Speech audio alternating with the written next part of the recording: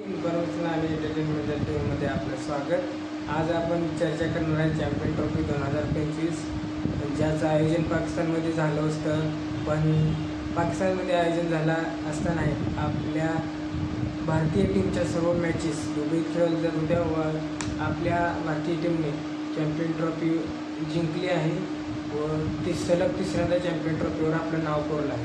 तर champion trophy ची final कशा प्रकारे झाली याविषयी आज आपण चर्चा करणार आहे। मी मोहन लोकरे व आपल्या सर्वांचं LMD इन्फॉर्मेशनमध्ये स्वागत आहे। तर चला अशा प्रकारे चॅम्पियन ट्रॉफी 2025 झाली व कशा प्रकारे आपल्या भारतीय टीमने विजय मिळवला हे पाहू। चॅम्पियन ट्रॉफी 2025चा टॉस न्यूझीलंडने जिंकला होता। त्यामध्ये त्यांनी पहिल्यांदा बॅटिंग करण्याचा निर्णय घेतला होता।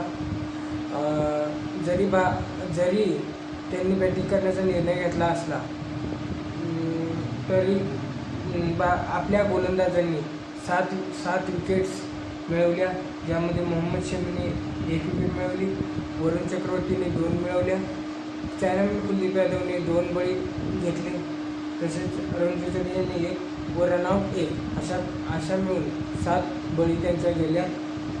त्यानंतर रनचेज करताना आपल्या टीम इंडियाने चांगल्या प्रकारे रनचेज केलं।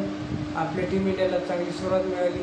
105 वर आपला पहिला विकेट्स पडला शुभम गिलच्या रूपात, ज्यामध्ये हिटमॅन रोहित शर्माने 76 रनांची इम्पॉर्टंट पारी खेळली, इम्पॉर्टंट नॉक खेळली। त्यानंतर शुभम गिल 31 रना, श्रेयस अय्यर 48 रना, अक्षर पटेलने महत्त्वाचे 29 रना व के राहुलने नॉट आउट 34 रना केल्या। हार्दिक पांड्याने महत्त्वाच्या 18 रना केल्या।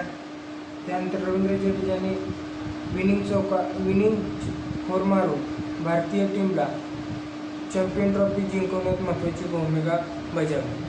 तर अशा प्रकारे भारतीय संघाने चॅम्पियन ट्रॉफी जिंकली।